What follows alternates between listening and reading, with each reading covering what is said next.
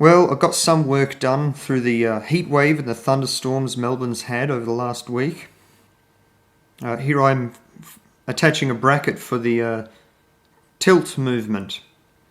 I'm yet to design a return spring for it, which it's going to need, because I don't know which is going to pull harder on the front standard, whether it be the bellows or the weight of the lens, which is very heavy. I'm just doing this in my garage, which basically has the lawnmower and a bunch of hand tools rolling around in boxes. I don't even have a decent bench vise, and I'm not throwing a lot of money at this, so I'd rather spend my money on film when I start shooting, which hopefully would be as soon as possible. Cutting threads into thin aluminium isn't ideal.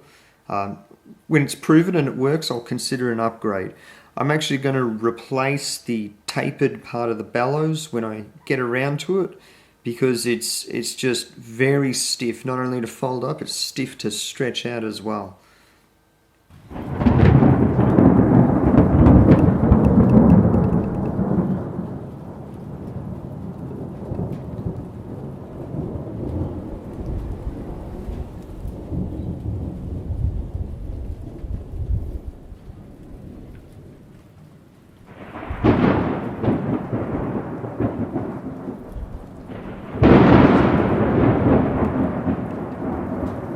I still haven't designed a track system, and I'd really like it to be folding, because I want a focal length of 1 meter to do my close-ups, but I'd really like this to be compact and portable.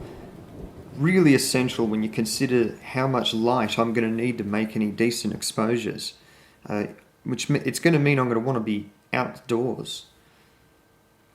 Basically, the linkage is going to push and the spring is going to pull back. I really don't know how much movement I'm going to need, but I'm sure it's not a lot. With infinity focus being 600mm with my intended lens, at this length, the very slightest tilt and swing is going to make a huge difference. Ideally, I'd like the controls for tilt and shift to be extended to the back of the camera, so they could be operated while your head is under the cloak and you're observing through the lens. However, this would require some sort of extension to be foldable, detachable, or telescopic, and I haven't figured that out yet. So for the moment, I'm just going to leave it brass threaded rod with no knobs or anything.